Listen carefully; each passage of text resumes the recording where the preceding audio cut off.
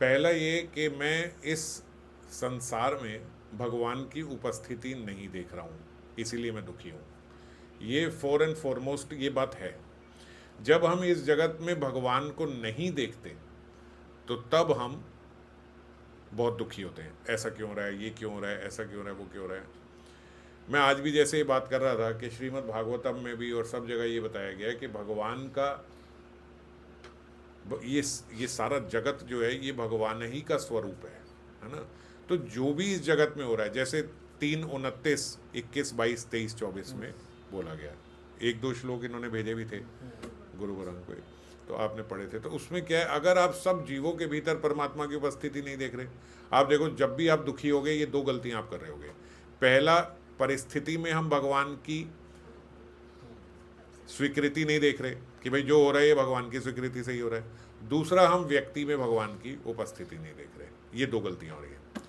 और फिर एक बात और समझनी चाहिए कि दुखी हमें जो करता है वो हमारा मन करता है ना। मन में ही विचार आते हैं उल्टे सीधे, ये सब, चाहे ओवर थिंकिंग करे चाहे कुछ भी करे, सब मन में आता है। तो मन पे नियंत्रण करने के लिए हमें ये बात जाननी होगी। ये बात है तो सही, मगर हम जानते नहीं हैं, इसलिए फंस जाते हैं। क्या जानते नहीं है कि मन उतनी ही जगह पे जाके हमें तंग कर सकता है जितना हमने अपनी बुद्धि से उसको स्वीकृति दे रखी है। जैसे आप में से कभी भी किसी का भी मन ऐसे तड़पाए कि मुझे ऐश्वर्या राय चाहिए, या मुझे शाहरुख खान चाहिए, या मुझे सलमान खान चाहिए, क्योंकि आपकी बुद्धि से आपने मान रखा है कि ये मेरी रीच के बाहर की बात है। क्या आपको कभी किसी हीरोइन को देख के द्वेष हुआ है कि मैं इतनी फेमस क्यों नहीं हूं, मैं इससे अच्छी एक्टिंग कर सकती हूं, मैं ऐसी होती? क्योंकि ये मेरी बुद्धि के बाहर की बात है। बात थोड़ी हंसी की भी है, लेकिन बात समझो, बड़ी ज़बरदस्त बात है ये। मैं ये क्यों नहीं सोच रहा, अगर आपका मन परेशान ही हो रहा है कि मैं अपनी पड़ोसन से सुंदर क्यों नहीं हूँ, तो आपका मन हीरोइन से ज़्यादा सुंदर होने का क्यों नहीं परेशान होता? क्योंकि आपको पता है कि आप वहाँ अभी लेवल पहुँच ही नहीं सकते। आपकी बुद्धि ने मान रखा है कि मैं वहाँ जा ही नहीं सकती, तो इसीलिए मैं वहाँ तक परेशान होती ही नहीं। जो लोग कमा रहे हैं, पैसा कमा रहे हैं और पैसा कमाना चाहते हैं, उनके भीतर कभी ये इच्छा नहीं आती, ऐसा द्वेष नहीं होता कि मैं अंबानी बन जाऊँ, है ना, मैं बिल गेट्स मैं ही हो जाऊँ, ऐसा नहीं आएगा। अगर एक गाड़ी है तो बस आप यही सोचोगे मेरे पास 2-3 गाड़ियाँ होनी चाहिए। अगर एक फ्लोर है तो हम सोचेंगे कि एक कोठी होनी चाहिए। समझ गए हम? क्योंकि हमारी बुद्धि ने मान रखा है इतना तो मैं कर सकता हूँ। तो मन उतनी जगह पे जाके परेशान करता है जितना एरिया आपने अपने मन को अपनी बुद्धि से दिया है। समझ गए? उसके बाहर जाके मन तंग नहीं करेगा। तो हमें क्या करना है कि मेरा मन परेशान ना करे, हमें अपनी बुद्धि को कंट्रोल करना है। उसके लिए पहली बात, बहुत ज़रूरी बात बता रहा हूँ, पहली बात ये समझना ज़रूरी है कि कभी ज़िंदगी में ये मत सोचो और बोलो कि मन पे तो कोई कंट्रोल नहीं है। भाई, मन तो तंग करेगा, मन को तो रोक नहीं सकते हम। अगर आपने अपनी बुद्धि से मन को ये स्वीकृति दे दी कि भैया तुझे तो मैं रोक नहीं सकता, तू तो तंग करेगा, फिर वो आपके कंट्रोल में आएगा नहीं। क्योंकि मैंने बताया ना, जितना आप बुद्धि से उसको रास्ता दोगे, मन उतना ही जाके तंग करेगा। तो अगर आपने अपनी बुद्धि से ये इनफाइनाइट रास्ता दे दिया उसे कि भैया मन को तो नहीं रोक सकते, मन तो परेशान करेगा, हम लोग ये बोलते हैं ना, अब भैया मन का तो कुछ नहीं कर सकते, वो तो दुखी करेगा। जैसे ही आपने ये बात बोली वैसे ही आपका मन खत्म हो गया। अब वो इनफाइनाइट वेज में आपको तंग करेगा। जैसे ही आपने सोचा कि भैया इससे तो मुझे डर लगता है, मुझे रात को बहुत डर लगता है अकेले रहने में, जैसे ही आपकी बुद्धि ने ये स्वीकृति दे दी कि मुझे डर लगता है, अब मन डराएगा। और अगर आपने अपनी बुद्धि से माना, क्या हो जाएगा? अगर मेरे साथ 4 लोग रह रहे हैं या मैं अकेली रह रही हूं, तो भूत यही आके देख रहा है कि भैया मैं अकेली हूं इसलिए मेरे पास आ जाएगा, 4 लोगों में नहीं आएगा। यहाँ इतनी बड़ी कॉलोनी में यहाँ भूत आके ये सब चेक कर रहा है कि कौन अकेला जा रहा है, मैं उसके पास आके रहूं। बुद्धि से सोचा ना, तो सोचा कुछ नहीं हो रहा, इतने दिन से सारे लोग मेरे साथ रह रहे हैं, अगर आज मुझे घर में अकेला रहना पड़ रहा है तो कौन सा भूत आ रहा है? और कौन सा भूत है जो सिर्फ आप ही के घर की इंस्पेक्शन रोज करके जा रहा है? भूत डरपोक हुआ, अकेले में ही आता है ना? तो ये सब बातें आपने बुद्धि से समझाई, तो अब क्या हुआ? आपने अपने मन को खत्म कर दिया, भाई कुछ नहीं हो सकता। जैसे ही आपने ये बुद्धि से समझाया, अब मन भूत भूत से नहीं डरेगा। अब आप रात को अकेले रहो, कोई डर नहीं है। और जब आपने ये कहा भैया रात को तो मुझे डर लगता है, अब क्या हुआ, बुद्धि ने स्वीकृति दे दी मन को, भैया रात को डर सकता है तो रात होते ही डरेगा। समझ गए? तो इसीलिए इस बात को समझो, ऐसा नहीं है, भगवान ने भी यार सोच के देह बनाया है और बड़ी समझदारी से और सूझबूझ से बना हुआ देह है। ऐसा नहीं है कि मन कहीं भी जाके हमें परेशान कर देगा। जहां भी जाके आप परेशान हो रहे हो, इस बात को समझो कि उसकी स्वीकृति मैंने उसे दे रखी है। अगर मैं वो स्वीकृति उसे नहीं दूंगी तो वो नहीं तंग करेगा। और जैसे मन सोचे नहीं वो तो फिर जब याद आएगा फिर तो मैं तंग होंगी, फिर तो मेरे को ऐसे हो जाएगा, फिर तो, ये आपने बुद्धि से मान लिया ना कि ऐसा होगा तो ऐसा होगा। और अगर आपने आज सोच लिया कि बस अब हो गया जितना होना था, अब ये सब नहीं, अब मुझे पता है कि मुझे अब अपना आगे का ठीक करना है, जो हो गया, अब आगे का देखना है। जैसे ही बुद्धि से ये सोचा, अब मन खत्म वहाँ पे। हाँ, एक दिन में ये नहीं होगा। अगर मान लो आप सालों से किसी चीज़ के लिए परेशान हो रहे हो तो आपको महीने लग जाएंगे उसको समझाने में, मगर हर समय, मगर दब उसी समय जाएगा, परेशान नहीं करेगा, आएगा परेशान करने, पर उसी समय आप उसे दबा लोगे, कंट्रोल में कर लोगे। अभी क्या कंट्रोल नहीं होता, पर कंट्रोल हो जाएगा जैसे ही आप बोलोगे। 1 मिनट 2 मिनट में कंट्रोल हो जाएगा, फिर भागेगा, फिर 1-2 मिनट में आप समझाओगे भाई क्या, किस बात से डर रही हूँ मैं। अगर जैसे ही डर लगे, किस बात से डर रही हूँ, मुझे तो पता है यहाँ भूत नहीं आ सकता, मुझे तो पता है ये सब कुछ नहीं हो सकता, किस बात से मैं डर रही हूँ, बस वहीं मन शांत हो जाएगा। समझ गए? बड़ा डेलिकेट मैकेनिज्म है हमारे अंदर। सबसे पहले फॉर एंड फॉरमोस्ट ये बात सोचना बंद कर दो कि मन पे तो भाई कोई नियंत्रण नहीं कर सकता। अगर मन पे नियंत्रण नहीं कर सकते तो फिर ये सारे शास्त्र बेकार हैं, सारी साधना बेकार है। और मन पे नियंत्रण कर सकते हैं, ये बहुत छोटी सी बात है, इसके लिए बहुत सारे शास्त्र और साधना करने की भी जरूरत नहीं है। सिर्फ ये बुद्धि से समझना है कि नहीं, ये नहीं हो सकता। जैसे ही आपने अपनी बुद्धि को एक्सप्लेन कर दिया ये नहीं हो सकता, बस उसके बाद मन वहां नहीं जा सकता। सिस्टम ही ऐसा नहीं है, बड़ा क्लियर सिस्टम बना है। समझ गए? अब आप अपने कितने भी इनसिक्योरिटीज, भय, डर, दुख देख लो अपने अंदर, जहां भी आपके मन ने आपको परेशान किया है, सोच लो। एक हफ्ते बाद मेरे को बताना, आप खुद इंस्पेक्शन करना। जिधर भी आपका मन आपको परेशान कर रहा है वहां आपकी बुद्धि ने उसको स्वीकृति दी है, हाँ ये हो सकता है। जैसे ही बुद्धि ने स्वीकृति दी, अब मन परेशान करेगा। और जहां आपकी बुद्धि ने कह दिया ये नहीं हो सकता, ऐसे कैसे हो जाएगा, ये नहीं करना मुझे, बस वहां मन खत्म, वहां नहीं जाएगा वो। आपने अपनी बुद्धि से सोच लिया आज के बाद कुछ नहीं, ये सब नहीं चलेगा, नहीं करना मुझे, चाहे कुछ हो जाए नहीं करेगा, बस वो वहीं बैठ जाएगा।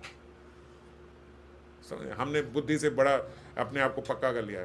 जब शुरू में, अब नहीं, अब तो कुछ दिमाग में भी नहीं आता कि प्याज लहसुन नहीं खाना, नहीं खाना, बुद्धि से सोच लिया, बुद्धि से सोचा ना नहीं खाना, एक बार सोच लिया नहीं खाना, अब मन वहां नहीं जाएगा। अब वो रेस्टोरेंटों में घूमेगा बिना प्याज लहसुन वाले, वही दायरे में घूमेगा। बिना प्याज लहसुन की कौन सी बढ़िया चीज़ मिल सकती है। समझ गए? अब आपने कह दिया नहीं, रेस्टोरेंट में भी नहीं जाना है, अब वो घर में ढूंढेगा कौन सी बढ़िया चीज़ बन सकती है। हमने घर में भी सोच लिया कि नहीं, यहाँ पे भी बाहर का नहीं खाना, सिर्फ घर की सब्जी खानी है, वो सब्जियों में ढूंढेगा कौन सी बढ़िया सब्जी मिल सकती है। जितना दायरा आप दोगे मन उतने में ही भागेगा, उससे आगे नहीं भागेगा। समझ गए? तो बस यही करना है कि अपनी बुद्धि को समझाना है, मन को समझाने की जरूरत नहीं है। मन वहीं उतने में ही फुदकता है जितना आपकी बुद्धि ने उसको जगह दे रखी है। तो इसीलिए कोई दुख नहीं होगा। और धीरे धीरे आप देखोगे जहां जहां आपने अपनी बुद्धि का स्तर रखा हुआ है उतने में ही मन उछल उछल के तंग करेगा। और धीरे धीरे उसको कम करते जाओ तो बस खत्म, फिर मन दायरे में ही रहेगा, वो बाहर नहीं निकलेगा। दायरा कम कर दो बुद्धि से दायरा कम करना है, समझ के दायरा कम करना है। ऐसे आर्टिफिशियल बात नहीं कर रहा हूँ, कुछ भी बोल दो उसको, ऐसे नहीं। जो बात सही है, जो बात दिख रही है, जो बात लॉजिकल है, ये बात लॉजिकल है ना कि यहाँ कोई ऐसा भूत नहीं आ सकता। तो जब मैंने दिन में अपने आप को ये बात समझा ली तो मजाल है रात को डर लग जाए भूत से, कैसे लग जाएगा। मैं कमरे में सो रहा हूँ, एक रस्सी देखी, अचानक सांप हो गया। अरे कहाँ से सांप आ रहा है भाई घर के अंदर इतना बड़ा कहाँ से आ जाएगा। ये बुद्धि से ये बात सोच लिया, मजाल है मन डर जाए। और मन कहे सांप और बुद्धि ने भी कह दिया हाँ सांप आ गया, फिर तो डर लगेगा। समझ गए? और अगर आपकी बुद्धि जागृत है, कैसे सांप आ जाएगा भाई? जंगल में रह रहा हूँ क्या? हाँ, वो जैसे शव पे तैर के चले गए थे बिल्वा मंगल ठाकुर। तो अव्वल तो मैं ये कह रहा हूं कि इंटेलिजेंस से आप अपने आप को, जो बात सत्य है, आर्टिफिशियल इंटेलिजेंस नहीं, रियल इंटेलिजेंस, लॉजिकली जो बात सत्य है वो आप अपने आप को समझाओगे, बस मन उसके बाद तक नहीं करेगा। ए भाई ईर्ष्या कर रहा है, क्यों ईर्ष्या करूं भाई, उसके अंदर मेरे से ज़्यादा गुण होंगे। ऐसे इस सृष्टि में करोड़ों लोग हैं जिनके अंदर मेरे से ज़्यादा गुण है, किस किस से ईर्ष्या करने भागूं? और करोड़ों लोग होंगे जो जो मेरे से ईर्ष्या कर रहे होंगे। तो समझ गए, कुछ नीचे भी हैं कुछ ऊपर भी हैं, तो क्यों हम यही सब देखते रहें? इंस्पिरेशन लेनी चाहिए। अगर भाई उसमें ज़्यादा गुण है, भगवान कृपा करे मेरे भीतर भी ऐसे गुण है कि मैं भगवान को प्रसन्न कर सकूं। और भगवान को प्रसन्न करने का सबसे बड़ा गुण क्या है? बस यही बात मान लेना कि भगवान उसके भीतर ज़्यादा गुण है, मेरे अंदर नहीं है। ये जैसे ही आपने मान लिया, भगवान आपसे ज़्यादा प्रसन्न हो गए।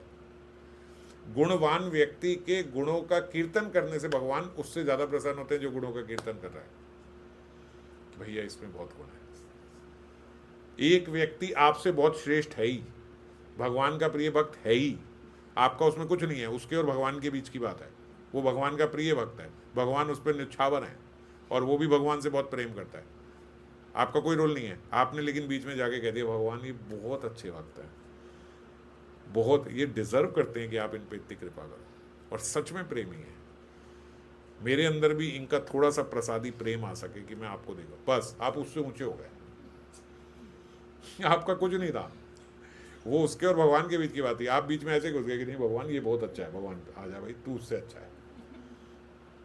और यही आपने भगवान के किसी प्रेमी भक्त को, ये भगवान इसमें ये तो नहीं है, आप इस पे इतना नछावर हो रहे हो, थोड़ा तो मेरे अंदर भी है, बस आप और नीचे गिर गए।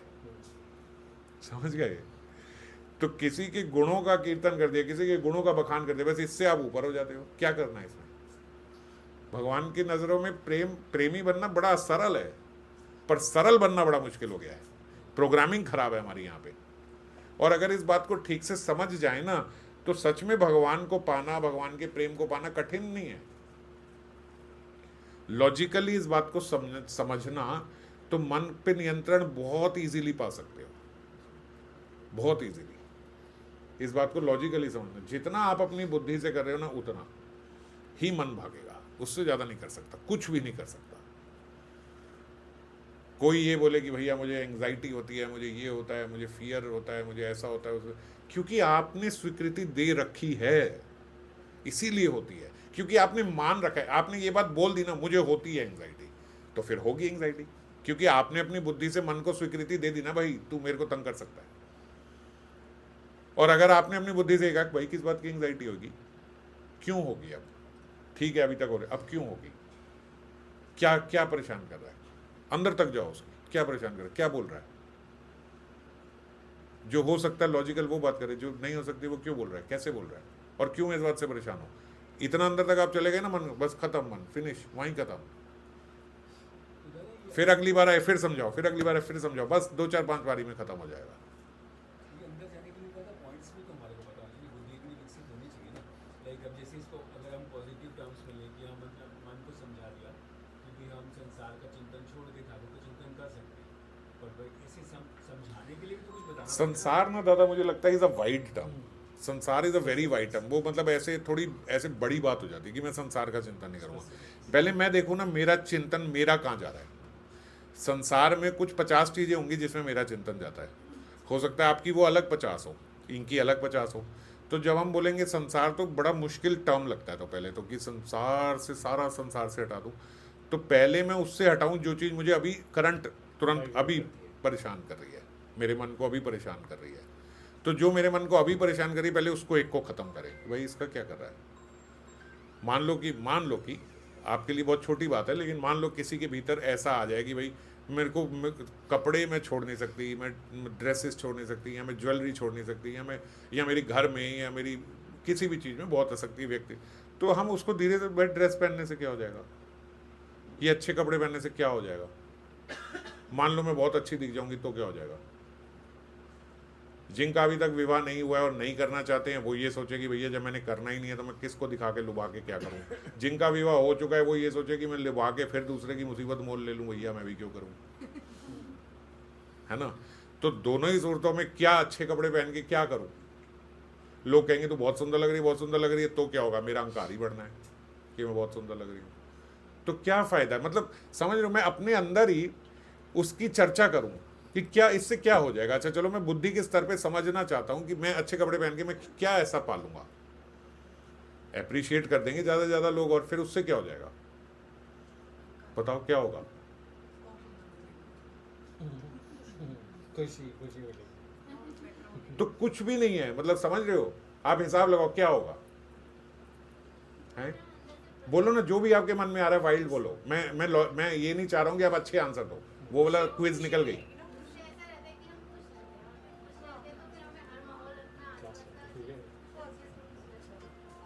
कि लोग अगर मेरी तारीफ करेंगे तो मुझे खुशी होगी।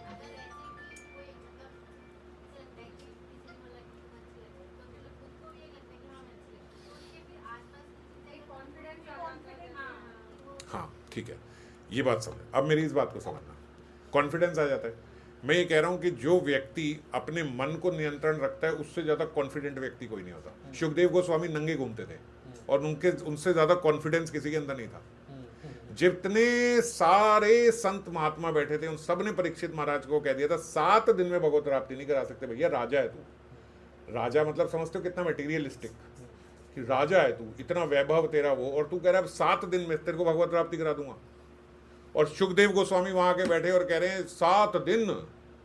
भैया अगर काल तेरे सामने आ गया होता, तेरी जुबान बाहर लटक गई होती, आंखें ऊपर चढ़ गई होती ना, अगर इस अवस्था में भी तू मुझे मिलता मैं तब भी तुझे भगवत प्राप्ति करा देता। 7 दिन तो बहुत बड़ी बात है। ये होता है कॉन्फिडेंस, समझ गए। कपड़ों से कॉन्फिडेंस नहीं आता, ये हमारी शूद्र बुद्धि है कि हम सोचते हैं कपड़ों से कॉन्फिडेंस आता है। बाबा के अंदर तो कॉन्फिडेंस होना ही नहीं चाहिए था। फिर सारे संतों जिंदगी भर एक ही कुर्ता धोती पहनते रहे, एक ही सफेद रंग का, तो कॉन्फिडेंस होना ही नहीं चाहिए। किसी संत महात्मा में नहीं होना फटे चाहिए। हुए कपड़े, जो वो हैं आप किंग के वजह तो क्या नाम है वो, रामकृष्ण प्राणकेश बाबा का कॉन्फिडेंस और लो होना चाहिए, कुर्ता ही नहीं पहनते। ये गलत फहमी है, ये हमने अपनी बुद्धि से अपने आप को गलत सिग्नल्स दिए हुए हैं कि मेरे अच्छे कपड़े पहनने से मेरे अंदर कॉन्फिडेंस आता है। कॉन्फिडेंस आपको कपड़े नहीं देता। अगर कॉन्फिडेंस कपड़े देता है तो फिर बहुत अच्छे कपड़े पहन के भी लोग रो क्यों रहे हैं, दुख क्यों है उनके जीवन में। वो लगता है वो कॉन्फिडेंस नहीं, अहंकार की पुष्टि टाइप हो जाती है। कुछ भी नहीं होता, थोड़ी देर के लिए गुब्बारा फूल जाता है आपकी ईगो का, ईगो बस वो फूल रही है। आपकी अथॉरिटी दूसरों पे डिपेंड है, और आपने इतना कॉन्फिडेंस नहीं कि मैं ठीक हूँ, लोग मेरे को कहेंगे मैं अच्छा हूँ जिसमें मैं मानूंगा तो मैं कॉन्फिडेंस होगा। कॉन्फिडेंस क्या हुआ फिर ये? तो आप रेंट पे ले रहे हो कॉन्फिडेंस थोड़ी देर के लिए। कंट्रोल दूसरे को दिया हुआ है। घर आके कपड़े बदल लोगे तो वो कॉन्फिडेंस बदल गया। उतर के सारा अब तो नाइट सूट पहन लिया, वो कॉन्फिडेंस तो सूट का था, ड्रेस का था। ऐसा कुछ नहीं है, पता है क्या है, ये सब कुछ नहीं है। ये सब गलत फहमियां हमें अपने अंदर डाल रखी है। कॉन्फिडेंस पर्सनैलिटी से आता है, ब्यूटी से नहीं आता, पर्सनैलिटी से आता है। आपका स्वभाव कैसा है, इससे कॉन्फिडेंस आता है। समझ रहे हैं, ये कॉन्फिडेंस की बात है। मैं अगर आपके सामने नया कुर्ता पहन के आऊंगा, मेरा उस दिन कॉन्फिडेंस लो हो जाएगा। पहनता इसलिए हो कि यार इन्होंने गिफ्ट दिया पहन लेना चाहिए, और लो इसलिए होता है कि यार मैं बातें ऐसी करता हूँ और ये कहेंगे खुद तो नए नए कुर्ते पहन के बैठे। तो और सच्ची बोल रहा हूँ ना, आपको समझ में आ रही है ना कि क्यों लो हो रहा है कॉन्फिडेंस।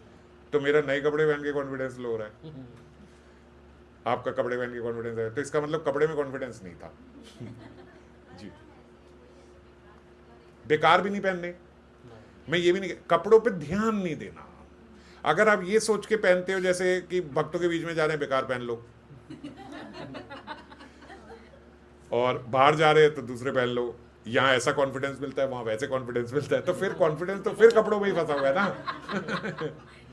आप समझो, यही हमारी बुद्धि की जो स्वीकृतियां हैं ना, इसने हमारे मन को पागल बनाया हुआ है। अगर मैंने ये बात समझ ली कि भाई कपड़े से कॉन्फिडेंस नहीं है, तो फिर मैं ये सोचूंगा ही नहीं कि मैं क्या पहन रहा हूं क्या नहीं पहन रहा हूं।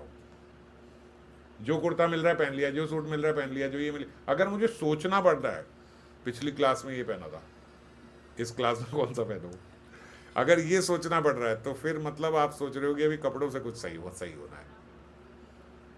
मैंने एक बार 2 कुर्ते इकट्ठे पहन लिए थे, 2 हफ्ते लगातार सेम कुर्ते, तो लोगों ने कहा यार वो सुनते हैं ना तो कंफ्यूजन हो जाती है, ऐसे लगता है वो पिछली बार वाली का था ये बार वाली का था कि कपड़े से मैं आपके, तो मैं सोच लेता हूँ यार कपड़ा अलग पहन लूंगा अगली बार। कपड़ों से कॉन्फिडेंस नहीं आता। मैं यही बात इसलिए पूछ रहा हूँ क्योंकि ये देखो, ये हमारी बुद्धि ने गलत सिग्नल दे दिया ना हमें, अब जिंदगी भर मेरा मन उससे परेशान रहेगा। इसीलिए कह रहा हूं, जो भी बात है ना उसको लॉजिकली हम अपने मन में डिस्कस करें। अगर हमें लगता है कि हम इतने वाइज नहीं हैं तो किसी वाइज व्यक्ति के साथ बैठ के डिस्कस करें। गुरु।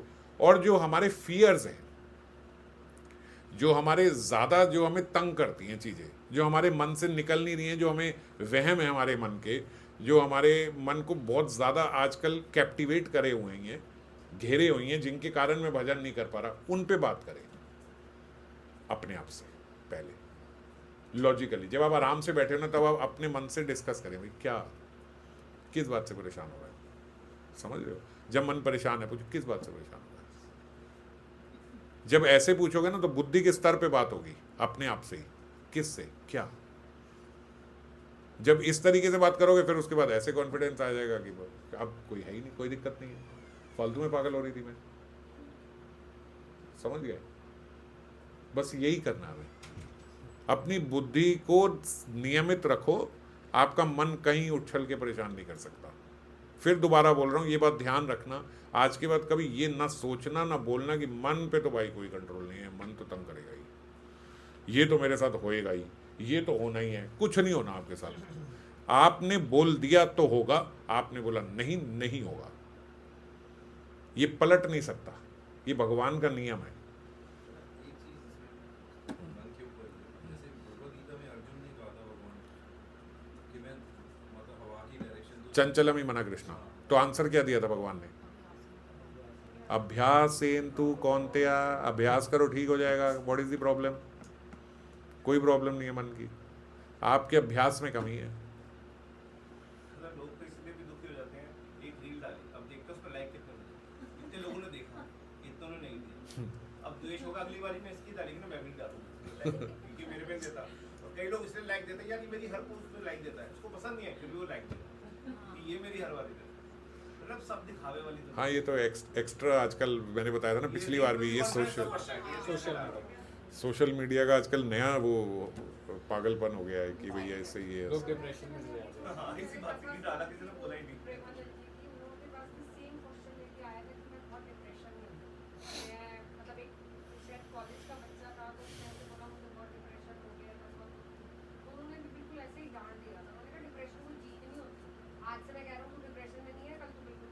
और तू भी ये मान ले तू नहीं है, बस खत्म।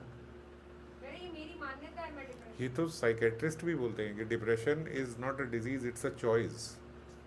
आपने चूज किया है डिप्रेशन में रहना, ये आपने चूज किया है, आपने मान लिया है, आपने मान लिया है तो हो रहा है। आप नहीं मानोगे मैं ठीक हूं तो ठीक, समझ गए? आप अभी सोचने लगोगे ना ये फीवर हो रहा है यार, ऐसे लग रहा है, वैसे लग रहा है, ये हो रहा है, वो हो रहा है, सुबह तक फीवर हो जाएगा। और अगर आपको फीवर है और आपने कहा कोई बात नहीं, बॉडी की टेंडेंसी है अपने आप को हील करने की, धीरे धीरे एक आध दिन में 2 दिन में अपने आप को हील कर लेगी, तो 2 दिन में आपका फीवर ठीक हो जाएगा। हुआ क्या? आपने अपने माइंड को स्ट्रॉन्ग कर लिया, कुछ नहीं होगा, ठीक हो जाएगा।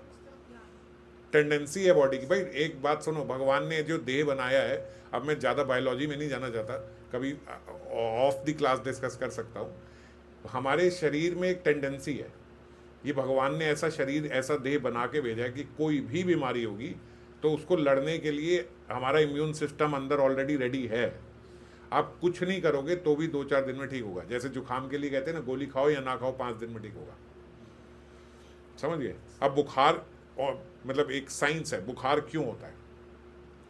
आपकी बॉडी में कोई इन्फेक्शन आ गया, उस इन्फेक्शन को मारना है तो इम्यून सिस्टम क्या करता है, आपकी बॉडी का टेम्परेचर बढ़ा देता है ताकि वो इन्फेक्शन मरे, वो बैक्टीरियाज मरे, वो बढ़ा देता है तो फीवर हो जाता है। जैसे ही फीवर होता है आप गोली खा लेते हो, आप गोली खा लेते हो, फिर इन्फेक्शन और बढ़ता है क्योंकि आपने टेम्परेचर ख़त्म कर दिया। और आप ऐसे होने दो, 100-101 बुखार होने दो कि भैया गर्म होने दो, इस गर्म से जाएगा। इसका आयुर्वेद में इलाज बताते हैं कि गर्म पानी करके टांगे उसमें डाल के बैठ जाओ, होने दो थोड़ा तापमान 1 डिग्री तक, ऐसा बताया गया 102 तक तो नहीं खानी चाहिए, 102 के बाद फिर दवाई ले लो। तो इतने में क्या है, तो डिफेंस मैकेनिज्म है हमारा। Fever is a defence mechanism, fever is not a problem, fever is a symptom कि आपको कोई प्रॉब्लम है, और फीवर मतलब डिफेंस, उससे लड़ रहा है। तो जब लड़ रहा है तो आपको फीवर हो रहा है। तो क्या है, अगर यही हम अपने माइंड को समझा ले, कुछ नहीं है, ठीक हो रहा है, डिफेंस मैकेनिज्म है मेरे अंदर, वो अपने आप लड़ रहा है, सुबह तक सही कर लेगा, आप सुबह तक ठीक हो जाओगे। इसको बोलते हैं स्ट्रांग माइंड। वीक माइंड, मर गए, बुखार हो गया, मुझे भी हो गया, मुझे लग ही रहा था वायरल होगा, इसको भी था, मुझे भी हो गया, अब सबको हो जाएगा घर में, अब देखना ये एक के बाद एक सबको फैलेगा, सबको फैलेगा, सब घर वालों को बोल दिया भाई अब सबको फैलेगा, अब होगा सबको, क्योंकि सबने कह दिया मेरे को होगा, मेरे को होगा, मेरे को होगा, होगा। आपने प्रिपेयर कर लिया अपने माइंड को कि अब बेटा बुखार होना है, ये भी होता है, बुखार होगा, कफ एंड कोल्ड में भी ऐसे होता है ना, सब सोच रहे थे इसको हो गया वैसे, अब मुझे भी होगा, मुझे भी होगा, मुझे भी होगा, सबको होगा। तो सबको हो जाता है। दादा हम नॉर्मली जब कोरोना चल रहा था, इनके घर वाले भयभीत हो गए थे, इन्हें कोरोना हुआ था, मैं क्लास हो रही थी, मैंने इन्हें कहा था आ जाओ, कुछ नहीं हो रहा हमें कोरोना हो रहा, आ जाओ। कोरोना में इनको बुला लिया था, आ जाओ आप क्लास में बैठो, किसी को कोरोना नहीं हुआ, किसी को पता ही नहीं लगा।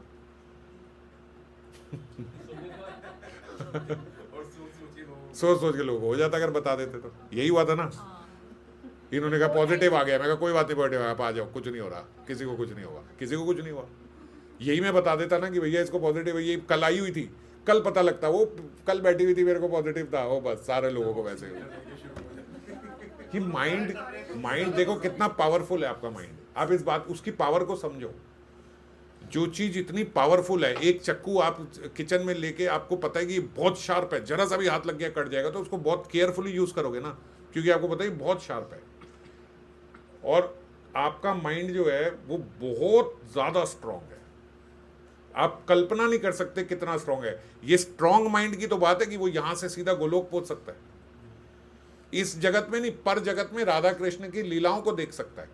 इतनी शक्ति आपके माइंड में है ना, बस ट्रेंड करना है उसे, शार्प करना है उसे। और तो माइंड तो इतना स्ट्रांग ऑलरेडी सबके पास है ना। जो सिद्ध हुए उनके पास अलग माइंड तो नहीं आया, इसी माइंड से हुए हैं, आप समझ गए। यहीं से मेरे को पता है कि वहां ऊपर उस समय क्या लीला चल रही है, राधा रानी ने आज क्या ड्रेस पहनी है, ये पता है ना। तो ये कैसे पता लग जाता है, इसी माइंड से पता लगता है। तो इसका मतलब ये माइंड उतना शार्प है आपका, सिर्फ आपको उस माइंड को ट्रेन करना है। बात समझ गए। आपका भी माइंड इतना शार्प है कि आपको यहां की नहीं वहां की चीजें भी दिख सकती हैं।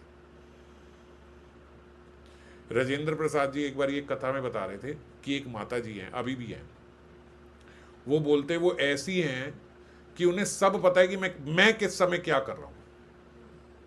वो बोलते एक बारी हमारे गुरु जो थे, जब राजेंद्र प्रसाद जी के गुरु थे, उन्होंने अकस्मात कह रहे बैठे बैठे, हमारा कुछ नहीं था, कोई वो नहीं था, प्रोग्राम नहीं था, कुछ नहीं था, ठीक सुबह उठे, सुबह उठते ही हमें कहते तुम्हें वो, मैं भोपाल बोल रहा हूँ, मुझे पता नहीं है भोपाल था या कोई और जगह थी। उन्हें बोला वहाँ भोपाल जाओ, वहाँ पे उन माता जी के घर पे 2-3 दिन रह के आओ, उनका कुशल मंगल जान के। उन्होंने कहा अचानक से सुबह उठ के मेरे को भेज रहे हो? गुरुजी ने कहा जाओ, ठीक है। कह रहे कोई ट्रेन की टिकट भी नहीं थी, कुछ भी नहीं थी, वहीं गए, उसी समय टिकट ली, बनवाई। और कह रहे जब मैं ट्रेन में बैठ गया, उस समय मोबाइल होता नहीं था, तो ट्रेन में बैठ के सोचा भाई उसका घर कहाँ ढूंढूंगा भोपाल में। मैं तो गया भी नहीं, एक बार गुरुजी के साथ कहीं गया था, अब स्टेशन से कहाँ ढूंढूंगा उनका घर, कैसे करूँगा। और अगर गुरुजी चिट्ठी लिखेंगे तो अभी तो पता नहीं कब चिट्ठी मिलेगी उन्हें कि मैं आ रहा हूँ, क्या करूँगा। तो कह रहे सोचते सोचते मैंने सोचा चलो स्टेशन पे उतर के देखते हैं क्या करेंगे क्या नहीं करेंगे, नाम तो पता है मुझे उनका। अब जैसे स्टेशन से उतरे तो वो मैया ने अपना बेटा भेजा हुआ था कि वो आ रहे हैं आज, उनको लेने जाओ। वो आते ही उन्होंने उनको पकड़ लिया, हाँ जी आओ, आपको मम्मी ने भेजा था कि आपको लेके। अगर ठीक को कैसे पता कि मैं आ रहा हूँ? कह रहे पता नहीं। वो वहाँ गए, उन्होंने कहा गुरुजी ने आपको बताया था क्या? कह रहे नहीं। क्या इतना तो मैं जान लेती हूँ बेटा कि तू आने वाला है। कैसे पता है? बोले मेरे को सब पता है। और कह रहे आज भी हमारे लोग जो है ना, उनकी परीक्षा लेने के लिए पूछते हैं कि बताओ इस समय गुरुजी कहाँ हैं, और वो बता देती इस समय इस आश्रम में इस कमरे में बैठे। समझ गए। और वही माता जी रोज बता देती है उनको, वहां रोज वहां बैठे बैठे बताती है वृंदावन में बांके बिहारी जी ने आज क्या ड्रेस पहनी है।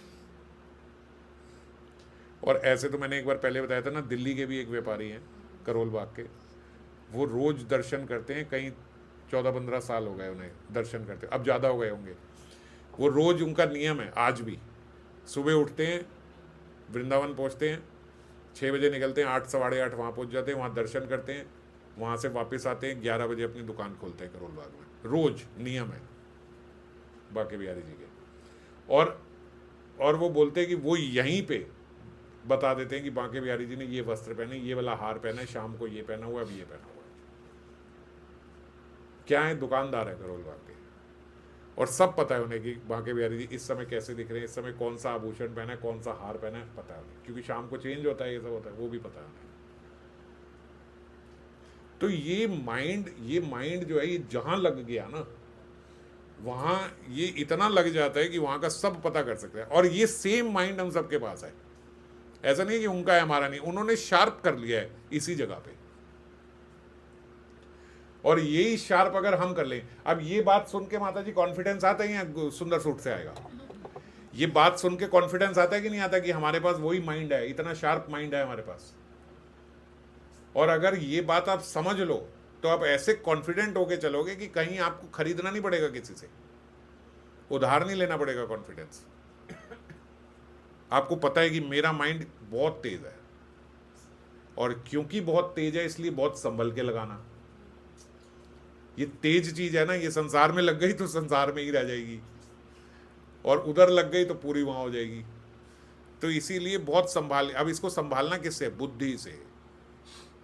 ये बुद्धि के केस के अंदर रहती है, ये बुद्धि का केस है, ये आपका मन है, इसके अंदर बंद। जितना आपकी बुद्धि ने जगह दी है वो उतना ही रहेगा, समझ गए? इसलिए अपने आप से अपने आप को समझाना है, भाई नहीं, कोई भी डर आ रहा है, कोई भी नहीं, कुछ नहीं, ये नहीं हो सकता, ऐसे करना है, ऐसे करना है, मन ऐसे ही करेगा। जब कहीं इधर उधर जाए, मैं तो कितनी बार बोलता हूँ भैया, जब मान लो एक ही जगह आपका मन जाए जा रहा है, ऐसे होता है ना, मन में एक बात फंस गई है, आप इसको ब्लेसिंग समझो। अगर मान लो आपकी एक ही जगह बात अटक गई है, मन में बार बार वही चीज़ आ रही, वही चीज़ आ रही, तो अपने आप को एक चीज़ समझाओ कि ये भगवान का बहुत ही सुंदर सिग्नल है। क्या? अब जब मेरे मन में वो आएगा, मैं तब हरि नाम लूँगी, जब मेरे मन में ये बात आएगी तब हरि नाम लूँगी। हमें अभ्यास करना है ना निरंतर हरि नाम लेने का, वो होता तो है नहीं, फिर बीच में छूट जाता है, इधर उधर हो जाता है। अब क्या है, एक चीज़ भगवान ने हमारे दिमाग में अटका दी है, अगर अटका दी है तो, कि बार बार मुझे वही चिंतन होता है और मैं उससे परेशान होता हूँ, तो ठीक है, उसी को अपना दोस्त बना लो, उसी को सहयोगी बना लो। भाई ठीक है, अब मैं आज से ये समझ लेता हूँ कि ये मेरा अलार्म है, जैसे ही मेरे को वो चिंतन आएगा मैं वैसे ही हरि नाम शुरू कर दूँगा मन में, समझ गए? मान लो मुझे किसी मिस्टर एक्स के बार बार ख्याल आते हैं, तो जैसे ही मुझे वो ख्याल आएगा, मेरे को क्या, अब मुझे इस टाइम हरि नाम करना है, हरे कृष्ण कृष्ण कृष्ण हरे हरे, भगवान का चिंतन करना है इस टाइम। फिर थोड़ी देर बाद छूट जाएगा, फिर आप कुछ करने लग जाओगे, फिर आपका मन उधर ही भागेगा, क्योंकि आपका मन तो परेशान कर रहा है ना, एक ही चीज़ बार बार। फिर जैसे ही वो आए, फिर ओ अच्छा हाँ अब करना है।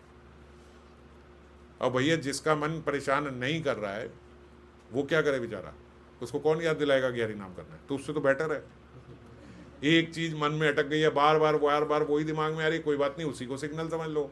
Alarm is not very pleasing in the morning, वैसे भी प्लीजिंग नहीं होता, बड़ी खुंदक आती है जब सुबह सुबह अलार्म बजता है तो ये वही अलार्म है, जब आपके मन में बजे तब हरि नाम करना जरूर, जब मन में बजे तब हरि नाम करना जरूर। और गारंटी से लिख के कहता हूँ, गारंटी से 1 हफ्ते के अंदर आपको वो चीज़ परेशान करना बंद कर देगी। माया बहुत प्रबल है ना, आपको इतना नाम नहीं लेने देगी। आपने उसको अपना सहयोगी बना दिया, वो सहयोगी खत्म हो जाएगा। वो जो चीज़ आपको परेशान करी थी वो हट जाएगी। अब ध्यान देना, अगर कुछ और आ जाए, वैसे पता क्या होता है, ये वीक माइंड में ही बार बार आता है। अब थोड़ी देर में आपका माइंड स्ट्रांग हो जाएगा, तो फिर कोई चीज़ आपको परेशान नहीं करेगी। फिर आपको अपने आप को ट्रेंड करना पड़ेगा कि भैया हर समय जब खाली बैठे तो हरि नाम ले। और जब वीक माइंड है तो कोई बात नहीं, उसको सहयोगी बना लो, उस बात को, वीकनेस को भी फ्रेंड बना लो। तंग कर रहा है ना, तो जो चीज़ से तंग करता है ना, मैं उसी को अलार्म समझ लेती हूँ। ठीक है, अब जब मेरे मन में वो आएगा मैं हरि नाम करूँगा, खत्म हो गई परेशानी। अब इसका अभ्यास करने के बाद आप मुझे बताना कि कौन सी बात आपको मन में परेशान करती है और क्या परेशान करती है, समझ गए? मन के सारे रोग खत्म हो जाएंगे, इन बात को समझ लो बस। जो चीज़ परेशान करिए, बुद्धि से लॉजिकली अपने आप को समझाओ, क्या है ये, क्यों तंग हो रही हूँ मैं। और फिर आप देखोगे कि कुछ नहीं था, सिर्फ भूत के लड्डू थे जो है ही नहीं, उन्हीं में बस भाग रहा था, क्योंकि मैंने उसे स्वीकृति दी हुई थी। अभी मैं आपको कहूँ ना, देखो यहाँ एक चीज़ घूम रही है, यहाँ घूम रही है, यहाँ घूम रही है, मन परेशान हो जाएगा, भाई क्या घूम रहा है, क्या घूम रहा है, ऐसा क्या घूम रहा है, क्या है तो कुछ भी नहीं, है तो कुछ भी नहीं, बस क्या है मन में डाल दिया आपके कि भैया यहाँ कुछ घूम रहा है। तो हाँ हो जाएगा। अगर आपने ज़्यादा उसमें सोच लिया कि यार बात तो सही बोल रहे हैं यार, अब क्या बुद्धि ने स्वीकृति दे दी, पहले बुद्धि डाउट में रहेगी है कि नहीं है, है कि नहीं है। ऐसे बोल सकते हैं इसका फैन का ना ऊपर बोल्ट ढीला हो गया है। तो ऐसे ही बस मन, बस समझ है क्या, भूत का लड्डू मैंने बोल दिया है, अब आप सोचोगे कुछ है, कुछ नहीं है। ऐसे ही हमें अपने मन को समझा, कुछ नहीं है। सारी चीजें प्लान हो चुकी हैं, मेरे पैदा होने से पहले प्लान हो गई थी मेरे मरने तक क्या होना है क्या नहीं होना। मैं कुछ नहीं कर सकता, कुछ नहीं कर सकता, तो फिर फालतू में क्या इतना टेंशन नहीं है। और अगर कोई आ रही है तो फिर उससे काउंटर करो, काउंटर करो, भागना नहीं है हमें किसी भी चीज़ से, काउंटर करो, बैठो, हाँ भाई हाँ क्या परेशानी हो रही है मुझे, मैं देखता हूँ, बात करता हूँ क्या है। भागो मत, भागोगे ना तो जितना, ये हमारे मन की एक प्रोपेंसिटी है, ये भी जिस चीज से आप भागोगे मन वही चीज बार बार लाएगा, बार बार। ये मन की प्रोपेंसिटी है, सबका मन ऐसे ही डिजाइंड है। जिस चीज से मैं डरा ये ना हो जाए, ये ना हो जाए, अब वो ही बार बार होगी, वही बार बार दिमाग में आएगी, मेरा यार ये ना मेरे दिमाग में आ जाए, वही बार बार आएगी। ऑन द कॉन्ट्ररी मुझे क्या करना है, आए दिमाग में। अब जब ये दिमाग में आएगी नाम करूंगा। अगर मुझे कोई थॉट तंग कर रही है ना, बार बार आ रही है, ये मत कहो यार ये ना आ जाए, अब ये थॉट ना आ जाए ना, ये बोलोगे जिंदगी भर आती रहेगी। आप क्या बोलो, आए आए। अब यही मेरा सहयोगी है, जैसे ये थॉट आएगी मैं नाम करूंगा, जैसे ये थॉट आएगी मैं नाम करूंगा, जब ये थॉट आएगी मैं भगवान के स्वरूप का चिंतन करूंगा, नाम लूंगा। फिर आ गई, ठीक है ये रिमाइंडर है, आने दो। अब क्या किया आपने, काउंटर किया ना, मैं बता रहा हूँ, लिख के दे रहा हूँ, 1 हफ्ते के बाद नहीं आएगी आपको तो। आप मतलब जैसे एक बच्चा होता है वो लो कॉन्फिडेंस वाला है, वो कोई भी काम करते हुए डरेगा, और एक बच्चा होता है जिससे वो बिल्कुल नहीं डरता। इसमें मन और बुद्धि का फेर है। जैसे एग्जांपल है, एक 14 साल का बच्चा है, वो अपना बाइक उठाएगा बिना लाइसेंस के, सारा शहर घूमेगा। और एक 20-22 साल का है, उसके बाद लाइसेंस निकलते हुए ढूंढेगा, लाइसेंस है, कागज है, पोल्यूशन है, सब कोई पकड़ना ले, डरना हाँ, डरता तो जा रहा इसको है। ना बुद्धि से अपने आप को, जिसका लो कॉन्फिडेंस है, बुद्धि से, जैसे मान लो कि ये कोई यहीं बैठा है, यहीं, तो क्या है, बुद्धि से अपने आप को समझाए क्या है, वहम है मुझे, सारी दुनिया बाइक लेके निकल रही है, सबके चालान कट रहे हैं, सब पकड़े जा रहे हैं, सब गिर रहे हैं, सबके एक्सीडेंट हो रहे हैं, करोड़ों में किसी एक का होता है, मैं किस बात का वहम कर रहा हूँ, ये मेरा वहम है। पहले उसको आइडेंटिफाई करें, ये मेरा वहम है। सब लोग जा रहे हैं ना, मेरे ऊपर वाले जा रहे हैं, मेरे नीचे वाले जा रहे हैं, मेरा पड़ोसी जा रहा है, ये जा रहा है, सब जा रहे हैं, किसको क्या हो रहा है, कुछ नहीं हो रहा। मैं क्यों डर रहा हूँ, क्योंकि मेरे अंदर सोच रखा है, ये वहम है कि मेरे जाते ही होगा। जब मैंने 10 बार अपने आप को बताया ना कुछ है कुछ नहीं, सिर्फ मेरा वहम है जो मुझे तंग कर रहा है, तो बस आपका मन मान जाएगा, अच्छा ये वहम है कुछ नहीं, चलो। फिर एक बार आए तो, फिर जब एक बार हुआ है ना, आए, हुआ कुछ, हुआ नहीं हुआ ना, वहम ही था ना, पर किसी दिन चलान हो भी जाता सुनो तो सही, वहम ही था ना। फिर 2 बार आए, हुआ कुछ, हुआ, वहम ही था ना। एक बार चलान कट गया, कट जाए, क्या हुआ, चलान कट गया तो क्या हो गया, इज्जत थोड़ी लूट ली, चलान तो कटा क्या हो गया, चलान कट गया तो कट जाए, क्या हो गया। फिर आप जब ऐसे ही हो गया ना, फिर क्या क्या हुआ, फिर बस खत्म। ये है कि दादा उसको पीछे भगाने की बजाय आप उसके पीछे भाग रहे हो। हाँ, आप काउंटर करो ना उससे, क्या क्या हुआ, फिर क्या हुआ, कुछ नहीं को, फिर बढ़ जाएगा कॉन्फिडेंस इसी से धीरे धीरे। मतलब ये मैं 5 मिनट में बोल गया, करने में 15 दिन लग जाएंगे बस, लेकिन इतना ही टाइम लगेगा। काउंटर करो हर चीज को कि क्या है, आप डरो मत किसी चीज से, आप हर चीज से कहो क्या है। यहां सारे बैठे हैं कि वो तो नहीं डर रहे, मैं क्यों डर रहा हूं, किस बात से डर रहा हूं मैं, बस ऐसे आप काउंटर करो, क्या प्रॉब्लम है, कोई प्रॉब्लम नहीं है। वो कॉन्फिडेंस मजाल है लो रह जाए, होएगा हाई, होएगा ही नहीं, लॉजिकल है ना।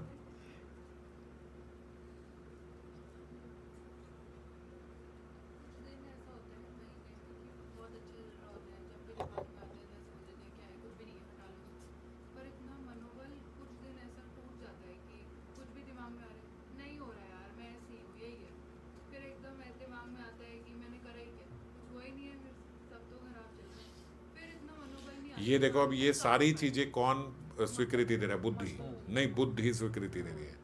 मैंने कुछ नहीं किया है, मेरे से कुछ हो नहीं रहा, ये बुद्धि ने स्वीकृति दी है ना। अब मन परेशान करेगा, जब ये हो ना तो बुद्धि के लेवल पे सोचते हैं क्या नहीं हो रहा, यही बोल रही हूँ कि कुछ दिन ऐसा होता है कि इसको काट देते हैं, क्या नहीं हो रहा, सब हो रहा है, सब ठीक है, सब ठीक हो भी जाता है, पर फिर कुछ दिन गिव अप ही कर देते हैं कि नहीं हो तो जब गिव अप करे ना तब यही सोचे कि देखो आज फिर मेरा ये दिमाग खराब हो रहा है ना, मैं क्यों गिव अप कर रही हूँ। ये मुझे पता है ना कि जब नहीं मैं ऐसे सोचती तो सब ठीक हो जाता है, अपने आप सब ठीक हो जाता है, तो आज मैं ही गलत सोच रही हूँ ना कि मैं गिव अप कर रही हूँ, तो तो आज भी नहीं करना। जब गिव अप करते हैं वो रियलिटी लगती है, और जब हम इग्नोर करते हैं तो लगता है कि वी आर जस्ट इग्नोरिंग। क्योंकि देखो, अगर हमारा 1 साल 2 साल 3 साल मान लो किसी खराब थॉट में बीता है, कोई ऐसा समय खराब बीता है, और आज मैं ये बात बोल रहा हूँ, तो वो क्या है, वो 3 साल का 2 साल का एक इम्प्रेशन रहेगा, वो इम्प्रेशन बार बार आएगा। तो उस इम्प्रेशन को मैं समझ लूँ कि कुछ नहीं है, ये भी अपने आप को समझा ले, क्योंकि मेरा 1 साल ये खराब रहा है ना, क्योंकि मेरे 2 साल में ऐसे रही हूँ ना, इस बात को समझी नहीं हूँ, इस वजह से अब वही बार बार आके मन मुझे याद दिला रहा है और वो कर रहा है। इसको भी मैं अपने आप को सही से समझाऊँ। भाई अब मैं 1 साल से, मान लो फॉर एग्जाम्पल, मैं 1 साल से लंदन में रह रहा हूँ, अब मैं इंडिया में आ गया हूँ, तो बार बार सुबह उठूंगा तो क्या यार, अरे यार वहाँ लंदन में ऐसे उठता था, दोपहर को अरे लंदन में तो ऐसे खाना आता था, अरे रात को लंदन में तो ऐसे खाना होता था, बार बार क्या है 2 महीने 3 महीने वही याद आता रहेगा। तो ऐसे ही कोई खराब थॉट में मैं रहा हूँ 1 साल 2 साल 3 साल, तो आज मेरा मन बार बार, इस टाइम तो मैं ऐसे थी, इस टाइम तो मेरा ऐसे होता था, इस टाइम तो मेरा, तो हर बार अब नहीं होगा, हो गया बस डन, अब नहीं होगा, अब हो गया जो होना था, ये सारे मेरे वहम थे, बहुत हो गए, अब नहीं। जब ये हम अपने आप को समझाएंगे ना, 2 दिन 3 दिन 4 दिन 5 दिन, जो चीज़ सालों से ख़त्म नहीं हुई है वो 10 दिन में ख़त्म हो जाएगी। और ये लॉजिकल भी है ना, ऐसे नहीं है कि आप अपने आप से झूठ बोल रहे हो, आप अपने आप को सच बता रहे हो कि ये वहम था, मैं फालतू में वहमों में फंसी हुई थी, मैं फालतू में एक अपनी पुरानी मेमोरीज को ला ला के दुखी हो रही थी। अब करंट में अब क्या है, मुझे इसमें रहना है।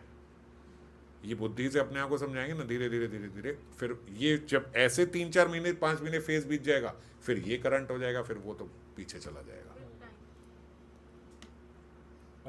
तो कोई भी भय जो है, कोई भी चीज़ जो है जो मुझे भय दे रही है, कोई भी चीज़ मुझे दुख दे रही है, कोई भी चीज़ मुझे परेशान कर रही है, कोई भी चीज़ मेरा कॉन्फिडेंस लो कर रही है, अरे भाई मेरा भी उतना ही माइंड पावरफुल है जितना सिद्धों का है।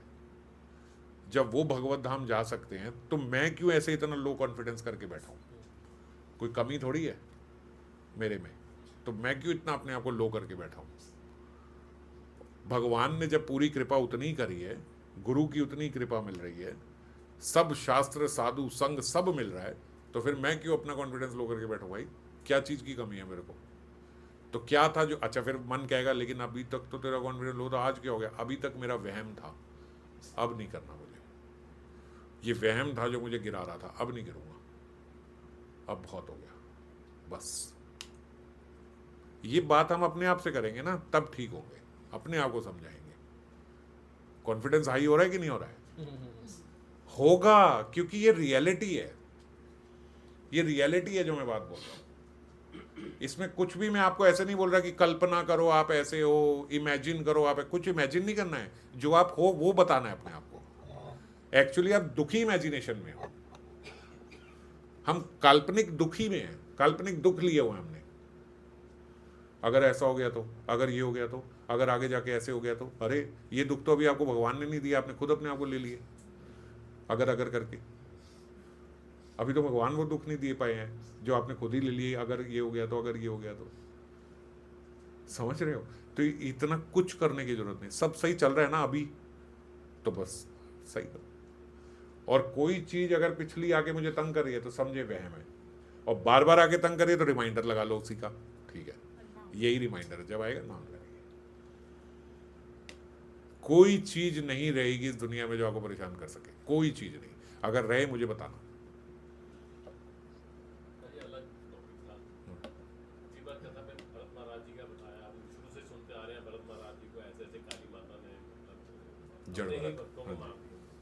क्या वो भक्त जानते थे कि ये वैष्णव है? फिर काली माता ने क्यों मारा? किंग को अपने भक्तों। वो भक्त जो है काली माता के जो भक्त है, वो तो एक परंपरा थी उनकी, बलि चढ़ाना। तो किसी को भी बलि नहीं, बलि चढ़ाने की भी ना एक रीति होती है, उसमें भी अब पूरा शास्त्रिक है। अगर आप देखो तो कोई वृद्ध बीमार ऐसा व्यक्ति लाके उसकी वो करी जाती थी, जब उसमें वो जो लिखा गया है। मैं इसीलिए ये चीज़ें बोलता नहीं हूँ, क्योंकि ऐसे बोलेंगे कि अच्छा ये लिखा है आदमी को मार देना चाहिए, ये करना चाहिए। अरे बड़ी सारी टर्म्स एंड कंडीशन ऐसे बनाई है कि आप मार ही नहीं पाओगे। तो इसीलिए ना बलि का जो सिस्टम है वो ऐसा नहीं है कि आप हुष्ट पुष्ट बढ़िया बंदा एकदम ऐसा फ्रेश देख रहे हो कि यहाँ बैठा हुआ है, पर क्योंकि वो रिपेल नहीं कर रहा है तो आप उसको लाके उठा के मार दोगे। तो लेकिन अगर वो वैष्णव ना होता, साधारण होता, मार देते तो भी पाप लगता। तो भी अपराध लगता, वो गलत कर रहे थे, पर क्योंकि वो वैष्णव था तो इसीलिए उनको काली माता ने ऐसा दंड दिया। लेकिन वो तो एक परंपरा चल ही रही थी, पर गलत कर रहे थे ना, नहीं, कर तो गलत ही रहे थे। इसी की बजाय अगर उसका देखें, देखो दादी, आपने एक गाड़ी चला रहे हो, एक्सीडेंटली आपने किसी गरीब को पटरी पे उड़ा दिया, हो सकता है आपको 6 साल की कैद हो, 8 साल की निग्लिजेंस ड्राइविंग में आप 6 महीने में भी छोड़ जाओ, हो सकता है उम्र कैद भी हो जाए। पर वही मोदी खड़ा था जिसको आपने उड़ा दिया, अब नहीं छोड़ेंगे, है ना? तो वही बात है। अब बाई चांस वो मोदी था जिसको वो मारने लगे थे, तो वो बच नहीं सकता अगर वैष्णव को उसने मार दिया तो। प्रॉब्लम वही है वो। मैं कंपैरिजन कर रहा था कि जैसे प्रहलाद महाराज थे, उनके पिता जानते थे कि ये भक्त है, संबंध जैसे नहीं, सार्वभौम संबंध बटा होने के साथ साथ वो जानते भी थे कि ये भक्त है, कि हर वक्त भगवान का नाम लेता है, हर वक्त वो भगवान का नाम स्मरण कर रहा है, फिर भी उसको वो कष्ट दे रहे थे, इसलिए नरसिंह भगवान ने आके उसको मारा। वो चीज़ तो क्लियर हो जाती है, लेकिन इसमें ये चीज़ डाउट हो रही थी कि भाई काली माता ने क्यों मारा। और ये तो फिर उन्होंने अगले श्लोक में बताया है, बिल्कुल अगले में अगर आप देखो तो उन्होंने रेफरेंस ही पिछले श्लोक का दिया है कि ये पीछे तुमने पढ़ा, ऐसा हाल होता है जो लोग वैष्णव अपराध करते हैं उनके साथ। 18वें श्लोक में शायद ये है, और 19वें श्लोक में बोला है कि जो आपने 18 में पढ़ा है ना, बिल्कुल यही हाल होता है। सुखदेव गोस्वामी बता रहे हैं, जो वैष्णव अपराध करते हैं ना, उनको माया ऐसे मारती है। वैसे ही यही बता रहा हूँ। वैष्णव अपराध ऑलरेडी इतना खराब है कि उससे ज़्यादा खराब कुछ हो ही नहीं सकता। तो मैं वही कह रहा हूँ ना, एक वैष्णव अपराध की एक्सट्रीम सजा मिलती है, चाहे कोई भी हो, चाहे कोई भी हो, सूनर और लेट। सिर्फ ये है कि एक वैष्णव कर रहा है, भगवान उस वैष्णव पे कृपा करके उसको तुरंत खराबी करा देते हैं, तुरंत। क्योंकि क्या है, अगर आपने आज गलत किया, आपने आज कुछ गलत किया, जैसे ही गलत किया बाहर निकले 2 थप्पड़ पड़े हैं, आपको उसी समय पता लग गया यार मेरे से ये गलती हो गई, आगे से नहीं करनी। और नॉन वैष्णव के साथ क्या होता है, कोई बात नहीं, वाह सही उतारी तूने उसकी, ऐसे ही करना चाहिए था। 4 लोग आपको बाहर ये बोलेंगे, बहुत बढ़िया किया, बहुत बोल रहे थे, मुंह पे बेइज्जती करी, बढ़िया किया है। हम लोग भी बोलना चाहते थे, अच्छा हुआ तूने बोला, उसको और कॉन्फिडेंस बढ़ा दिए, 4 अपराध उसने और कर दिए।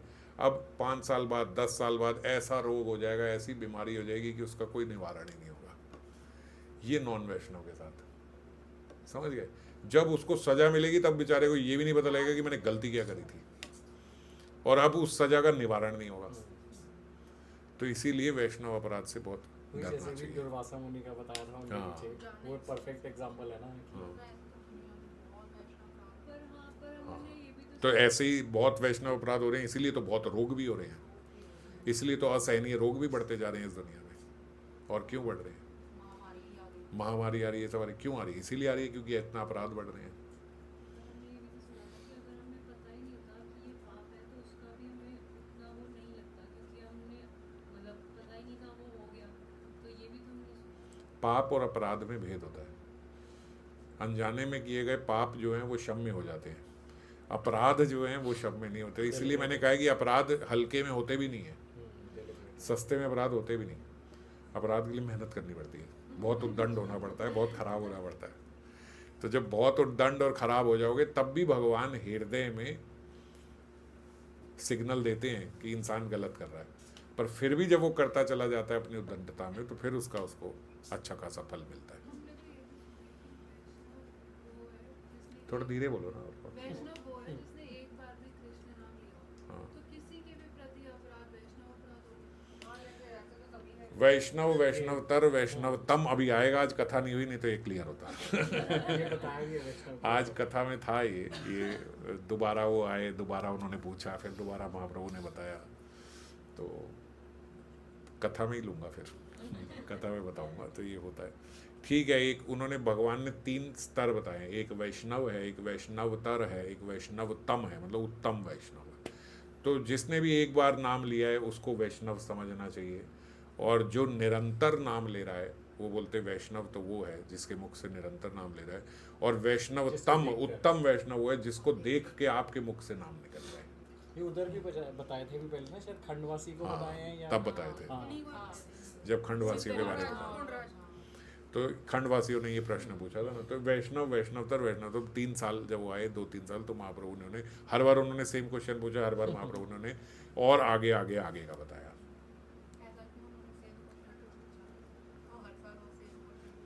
हाँ, तो प्रश्न ये होना चाहिए था कि ऐसा क्यों महाप्रभु ने हर बारी अलग उत्तर दिया।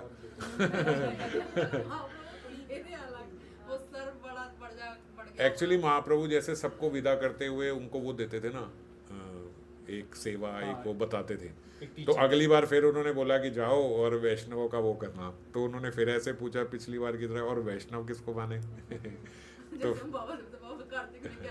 हाँ, तो फिर उन्होंने बताया कि फिर जिससे निरंतर जो नाम ले, अब सेकंड टाइम ये बताएंगे कि जो निरंतर नाम लेता हो उसको वैष्णव जानना चाहिए, उसकी सेवा करनी चाहिए। तो ठीक है, तो हम अपने पे अभ्यास करें, जो अभ्यास से तो कौनत्या बताया वो ये अभ्यास है कि इस बात को समझो। ये चीज़ें ऐसी हैं कि हमें पता ही नहीं थी, ये हमें पता ही नहीं है, और पता लग जाए तो बहुत सरल है। और सच मानो भगवत प्राप्ति ऐसे ही है, कुछ सीक्रेट रेसिपीज हैं जो हमें पता नहीं है, जैसे ही पता लग जाएंगी ईजी हो जाएगा। जैसे अगर आप इस बात को सही से समझ लो तो मन की परेशानियां खत्म हो जाएंगी, ऐसे ही थोड़ा और सही से समझेंगे तो भगवत प्राप्ति थोड़ी और सरल हो जाएगी। धीरे धीरे धीरे धीरे ये सरलतम होती जाएगी भगवत प्राप्ति।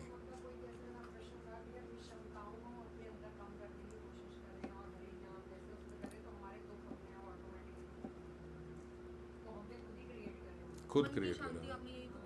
हाँ, जो आपने बीच में बताया था कि हम अगर ये मान लें, हर स्थिति में ये मान लें कि जो कुछ हुआ है वो भगवान की मर्जी के बिना नहीं हुआ, मेरा मन अशांत हो ही नहीं सकता। हाँ, मतलब जितना भी मेरे को किसी ने मेरे साथ कुछ भी बिगाड़ा है, मेरे अंदर दिमाग में ये बात आ जाती है कि नहीं, भगवान की मर्जी होगी, बिना भगवान की मर्जी के तो ये ऐसा हो हाँ, नहीं ये सकता। जो आप बता रहे हो ना, ये एक प्रकार का दुख है। मतलब इस दुनिया में भ्रांति के प्रकार के दुख है ना। मैं तो जैसे और भक्त बताते हैं तो उनकी प्रॉब्लम सुनता हूँ, बहुत अलग अलग प्रकार के दुख हैं, बहुत अलग अलग प्रकार के। तो एक ये है उसमें से। ये मैं मान लेता हूँ कि जैसे सपोज मेरे को किसी ने कुछ कहा, मैं वापस जवाब दूं या मैं चुप हो जाऊं, और मैं ये मान लूं कि अगर एक बार जवाब दे दूं तो भी परेशान रहूंगा, अगर मैंने जवाब नहीं दिया उसके बारे में चिंतन किया तो भी परेशान रहूंगा। अगर मैं ये मान लेता हूँ कि नहीं यार ये भगवान की मर्जी थी, भगवान की मर्जी के बिना थोड़ी तो नहीं हो सकता, ये बात तो सही है, बिल्कुल मैं सही है। बिल्कुल शांत ही रहूंगा, मैं अशांत हो ही नहीं सकता। तो इस बात से नहीं होंगे, क्योंकि हमें माना कि अगर ये कुछ कह गया है तो भगवान की स्वीकृति होगी। और तुरंत वैष्णव जो होता है, भक्त जो होता है, उत्तम भक्त जो होता है, वो क्या बोलता है, यार ईगो तो मेरे अंदर भी है ना, तभी तो इसकी इतनी सी बात मुझे इतनी चुभ गई, जरा सी बात बोली हुई भी मुझे इतनी चुभ गई, मेरी इतनी ईगो तो है। और इतनी ईगो वाला व्यक्ति भगवत धाम नहीं जाता। वो लाला जी की कथा सुनाई थी ना, लाला बाबू की, कि सब कुछ कर लिया, एंड में रंगदेव जी के जो सेठ जी हैं उनके पास जाके भिक्षा नहीं मांगी मैंने, क्योंकि वो मेरे प्रतिद्वंदी। बताई थी बताया पहले की है, पहले सुनी हुई है। पहले के बताइए कि इसमें अच्छा, अभी लास्ट में वापस आता है। अच्छा, गाड़ी में चर्चा हो रही थी, सॉरी। तो अभी राधा कुंड से जब आ रहे थे तो गाड़ी में ये चर्चा हो रही थी। लाला बाबू की कथा है, एक शॉर्ट में जल्दी से बताया तो एंड आप बताओगे माता जी? मैं बता दूँ तो नहीं, इनको ज़्यादा अच्छे से पता है इसलिए मैं बोल रहा था। तो वो एंड की बिल्कुल क्या है कि लाला बाबू जो थे, जल्दी से बता रहा हूँ ताकि आप सब उसका जिस्ट समझ लो। तो लाला बाबू जो हैं वो बहुत समृद्ध थे, बहुत रिच थे, अमीर थे, और वो भक्त बने। तो जब वो भक्त बन गए तो कुछ समय के बाद जब सारा घर का फाइनेंस भी उनके कंट्रोल में आ गया, तो वो वृंदावन आ गए अपना सारा पैसा लेके, अपने हिस्से का सारा धन लेके वृंदावन आ गए कि मैं वृंदावन में इन्हीं से मंदिर बनाऊंगा, सब करूंगा, और फिर उसी मंदिर में रहूंगा। तो उन्होंने वहाँ पे मंदिर का निर्माण किया वृंदावन में। ये बात मैंने शायद पिछली बार कथा में बताई थी, मंदिर का निर्माण किया, जो कृष्णचंद्र उनके विग्रह, तो वो मक्खन वाली जो थी, सांस वाली थी, वो सब उन्होंने किया। भगवान ने उनको बोला कि भैया तुम अब चलो, मंदिर में नहीं रहना, क्योंकि मंदिर में तो वो सेठ जी हैं, मंदिर में तो उन्हें सब कुछ मिलेगा, कोई दिक्कत नहीं है। तो उन्होंने कहा जाओ भिक्षावृत्ति से रहो, भिक्षावृत्ति। तो उन्होंने कहा अच्छा आपको छोड़ के चला जाऊँ, आप जैसा विग्रह कहाँ मिलेगा भाई जो साक्षात जीवित है, सांस ले रहा है। तो उन्होंने कहा तो जितने बाकी जो छठ गोस्वामियों के विग्रह हैं वो कैसे ही हैं, बस तेरे ही विग्रह सांस ले रहे हैं भाई, मैं हर जगह हर विग्रह में मैं ही हूँ, तो सब में मेरी उपस्थिति देख, ऐसे नहीं कि बस मैं यहीं, मैं सब जगह जीवित हूँ, सब जगह मैं ही हूँ। उन्होंने कहा अच्छा, तो भिक्षावृत्ति से रहने लगे। अब भिक्षावृत्ति से रहते रहते भी कुछ वर्ष हो गए, भिखारी बन के रहे वो लाला बाबू, जो इतने अमीर थे, सेठ जी थे, अपना मंदिर खुद बनाया है, अपने मंदिर में ना आके भिखारी बन के रहे। पहले तो ये कितनी कठिन बात है, कल्पना नहीं कर सकते हम लोग कि हम ऐसा कभी कर पाएँ कि भैया सब है, अपना खुद का मंदिर वृंदावन में बनाया हुआ वो आते हैं, लेकिन वहाँ ना रह के मैं भीख मांग मांग के गुजारा करूँ। तो उन्होंने कहा ये तो हो गया, अब भी भगवत प्राप्ति नहीं हो रही। तो उनके स्वप्न में ये आया, मतलब भगवान नहीं आए, उनके स्वप्न में उन्हें थॉट आया कि रंग जी के जो मंदिर है वृंदावन में, रंग जी का मंदिर है ना, बहुत बड़ा मंदिर है रंग जी का, उनके जो सेठ जी हैं उनसे मेरी प्रतिस्पर्धा थी। मतलब अगर रंग जी ने इतना बड़ा मंदिर बनाया तो हमने भी इतना बड़ा मंदिर बनाया, ऐसे होता है ना सेठ जी में आपस में कि भाई इनका इतना बड़ा मंदिर है तो हमारा भी इतना बड़ा मंदिर है, इनके बिक रहे हैं, हमारे भी बिक रहे हैं, हमारे बिक रहे, सांस लेते हैं सब, ये सब करते हैं ऐसे। तो दो सेठ जी बड़े बड़े और दोनों वो हैं। तो उन्होंने कहा आज भी मेरे मन में ऐसा है कि उनके प्रति थोड़ी मतलब प्रतिस्पर्धा कि मैं कहीं भी भिक्षा मांगने जा सकता हूँ, लेकिन अब अपने प्रतिद्वंदी के पास ही थोड़ी चला जाऊंगा भिक्षा मांगने। तो उन्होंने कहा शायद यही रुकावट है अभी भी जो भगवत प्राप्ति नहीं हो रही। अगले दिन वो भिक्षा पात्र लेके वो रंग जी के मंदिर में जाके खड़े हो गए, जहां बराबर की टक्कर की बात हुआ करती थी, वहां जाके अब भीख मांग रहे हैं। और जब वहां भीख मांगे तो उनके लोगों ने देख लिया तो लाला बाबू हैं। उन्होंने जाके रंग जी के सेठ जी को बताया, सेठ जी आज लाला बाबू आपके यहाँ पे भिक्षा मांगने आए हैं। तो अब सेठ जी भी ऐसे हो गए कि लाला बाबू मेरे यहाँ पे भिक्षा मांगने आया है। तो सेठ जी भी क्योंकि अच्छे ही थे, वृंदावन में मंदिर बनाया, संत स्वभाव के थे, नहीं तो कोई ऐसे होता आज बताता हूँ इसे आया ना आज भिखारी बन के मेरे यहाँ पे, पर वो ऐसे नहीं थे। उन्होंने सेठ जी ने कहा लाला बाबू आए हैं मेरे यहाँ पे भिक्षा मांगने। उन्होंने अपने नौकर को बोला कि जाओ और सोने की अशरफियाँ भर के एक थाल लेके आओ बड़ी, और खूब सारा भोग्य पदार्थ और ये वो सब थाली में सजा के लेके आओ। और जब गए तो जैसे ही देखा कि लाला बाबू हैं, लाला बाबू के लिए वो थाली दे दी कि लाला बाबू आपके लिए, आप मेरे द्वार पे आए हो आज भिक्षा मांगने, मेरे जैसे के, आज आप ऊंचे हो गए और मैं नीचा हो गया, जबकि जिंदगी भर लड़ते रहे कि कौन ऊंचा है। और लाला बाबू कहते लाला बाबू आज आप बहुत ऊंचे हो गए कद में, मैं नीचा हो गया, मेरी तरफ से ये भेंट स्वीकार करो। उन्होंने कहा नहीं मैं ये सब लेने नहीं आया, मुझे तो जो आप बाकी सब भिक्षुकों को दे रहे हो बस उतना ही मुझे दे दो, एक फल। और उस थाल में से बस एक फल उन्होंने ले लिया, बस कहते बस यही मुझे चाहिए। वो फल लेके लाला बाबू जैसे ही निकले बाहर भगवान खड़े हुए थे उनका स्वागत कर रहे थे। साक्षात हरि भगवान के दर्शन हो गए कि बस ये रह गई थी रुकावट, समझ गए। इतनी ईगो तोड़ के भगवान एकदम सरल करके मक्खन की तरह जब भक्त का हृदय होता है ना तब लेके जाते हैं उसे। तो ऐसे ही अगर हमें किसी ऐरे गहरे ने आके कुछ बोल दिया और हमारी ईगो हर्ट हो गई तो इसका मतलब हमारी ईगो अभी बहुत हाई थी। ऐसे तो मैं भगवत धाम नहीं जाऊंगा, दो चार बातें ये सुनाए, दो चार वो सुनाए, दो चार वो सुनाए तो जानेंगे कि हाँ ट्रेंड हो गया हूँ भैया, अब कोई भी सुना दे मुझे कुछ नहीं होता अब पक्का हो गया। अब किसी के भी कहने से मेरे हृदय में कोई वेदना नहीं होती, जो मर्जी बोलते, कोई फर्क ही नहीं पड़ता। ऐसा होना है, और जब ऐसा हो जाओ तो अपनी सक्सेस मानना, अब सही हो गया मैं बिल्कुल। लाला बाबू की कथा याद करना, ऐसे भगवान करवा के लेके जाते हैं। वो लाला बाबू यार वो बोले हमने सारा धन दे दिया, वृंदावन में आ गया भिखारी। अच्छा वृंदावन में उन्होंने वो बोल रहे दूसरा मंदिर बनाओ, दूसरा मंदिर कहाँ से बनाओ, मेरे पास पैसा नहीं बचा, सब लग गया इसमें, बिल्कुल फिनिश हो गए, भीख मांग रहे हैं। और भीख मांगने के बाद भी उसके पास जाके अभी भीख नहीं मांगी, वहां जाके भी भीख मांगो। और जब वहां जाके मांगी तो भगवान ऐसे आके ले गए एक क्षण में। तो भगवत प्राप्ति जो है वो ऐसे ही व्यक्तियों को होती, बिल्कुल सरलतम, कुछ है ही नहीं। तो अब आपको कोई गाली दे रहा है, कोई कुछ कह रहा है, कोई बात नहीं, आज इसने दिए दो चार और दे दे। जब एकदम भगवान को ऐसा दिख जाए कि मुझे किसी से कुछ नहीं होता, फिर भगवान मेरे पे कृपा करेंगे। जब तक हो रहा है अभी ईगो है मेरी, समझ गए। ऐसे बन जाओ सब, और भगवान की कृपा के पात्र बन जाओगे, और कृपा के पात्र बन जाओगे। और इन्हीं सबसे लड़ते झगड़ते रहे, ये अपनी ईगो इधर यहाँ ऊंच ऊंच करते रहे, तो वो तो वैसे भी 10-20 साल में मर जाओगे, तो वो वैसे ही खत्म हो जानी है सब कुछ वैसे ही फिनिश हो जाना, तो यहाँ क्या इतनी ऊंचाई करके करोगे। जैसे कोई एरा कोई बोले जिसको हम नहीं जानते, जैसे कोई उससे तो कोई फर्क पड़ता भी उससे नहीं। कोई कष्ट होता हाँ। नहीं, जो अपना है जिससे हम कभी एक्सपेक्ट नहीं करते वो हमारे को कुछ, तभी तो भगवान ने उन्हें कहा भिक्षा तू इधर उधर से मांग रहा है, हमको तो तू जानता ही नहीं, तो कहीं भी जा रहा है भिक्षा मांग रहा है, उससे जाके भिक्षा मांगते हाँ जो तेरा प्रतिद्वंद्वी था वहां से जाके भिक्षा मांगे। तो होता तो यही है, तो ही हाँ, तो वो नहीं होनी चाहिए कि वो भी कह जाए। हाँ, और ध्यान रखो कि ऐसा पात्र भी मत बनो कि मतलब ऐसे भी नहीं कि हमारी गलती होती जा रही हो। पात्र भी नहीं बने, गलती भी मतलब गलती अनजाने में हो गई। हाँ मतलब कोई हमारी इंसल्ट कर रहा है, कुछ कर रहा है, ऐसा कर रहा है, तो जब मान लो आपको कोई डांट रहा है तो ये भी देखना होगा कि मेरी क्या गलती है। ऐसे नहीं कि डांट रहा है मैं हंस रहा हूँ, बेटा मुझे कुछ नहीं होगा। इंसल्ट में कोई आपकी बेइज्जती कर रहा है, कोई कुछ कर रहा है, तो हमें कुछ नहीं, बिल्कुल सरलता होना चाहिए ऐसे। यही तो खूबी थी प्रहलाद महाराज में भी, गलती पे डांटे तो गलती। कि मारे जा रहे हैं और प्रहलाद महाराज जो है वो उनके कल्याण का सोच रहे हैं। हरिदास ठाकुर में भी यही तो खूबी थी, पढ़े जा रहे और वो कह रहे हैं कि इनका कल्याण करना ही नहीं, पता नहीं है क्या क्या करे जा रहे हैं। दादाजी जैसे कि हम हमारे को कुछ कोई कह रहा है लेकिन हमने जवाब नहीं दिया, लेकिन थर्ड पर्सन तो यही सोचेगा ना कि इसने जवाब नहीं दिया, यही गलत है। देखो हमारा थर्ड पर्सन कृष्ण होना चाहिए। आप किसी और थर्ड पर्सन के लिए कार्य करोगे तो कृष्ण कैसे मिलेंगे, समझ रहे हो? अब आपको देखो, आपको किसको खुश करना है, इस थर्ड पर्सन को या इस थर्ड पर्सन को?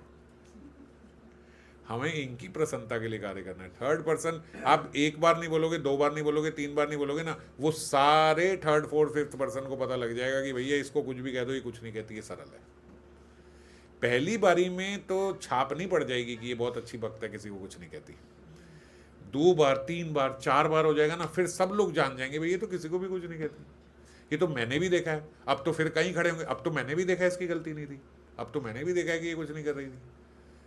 तो धीरे धीरे धीरे धीरे वो प्रतिपादित हो जाएगा कि भैया ये किसी को भी कुछ नहीं बोलती। अब आप एक को बोलो, दूसरी को ना बोलो, फिर तीसरी को बोलो, तो फिर वो बोलेंगे बेटा जहाँ इसका होता है वहाँ तो बोल लेती है, तो जहाँ नहीं बोलती मतलब वहाँ इसकी गलती होती है ना। और जब किसी को भी नहीं बोलते तो फिर व्यक्ति का पता ही लग जाता है, यार ये सरलता है।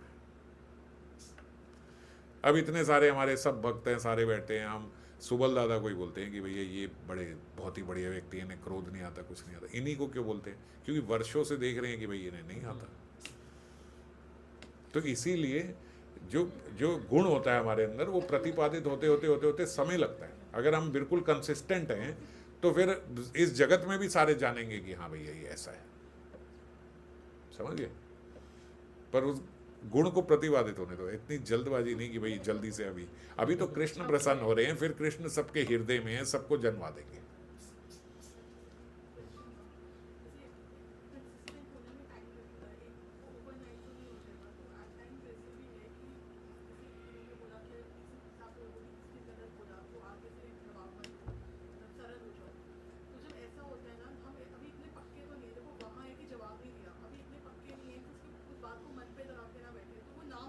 ना, ये फिर देखो अपने बुद्धि से अपने आप को ये गलत स्वीकृति दे रहे हो कि मैं ऐसी नहीं हूं कि मेरा मन परेशान ना हो। ये बुद्धि ने स्वीकृति दे दी, यही गलतियां करते हैं, बिल्कुल यही। मैंने अभी क्या बताया था, आप अलाउ करोगे अपने मन को तो वो परेशान करेगा। अब अभी आपने अलाउंस दे दी अपने मन को कि भाई देखो अब मन तो परेशान होगा, माना ना, जैसे ही माना मन तो परेशान होगा, मन परेशान होगा। और जैसे ही आपने ये स्पेस मन की छीन ली कि भाई अब मन क्यों परेशान होगा, मैंने खुद नहीं बोला है, क्योंकि मैं कृष्ण को प्रसन्न करना चाहती हूँ इसलिए मैं नहीं बोल रही हूँ। और आज मेरे ठाकुर मुझसे प्रसन्न हुए होंगे, बिल्कुल हुए आज मेरे ठाकुर मेरे से प्रसन्न। आज मैंने अपने ठाकुर को खुश किया है, आज कृष्ण मुझसे खुश हुए हैं।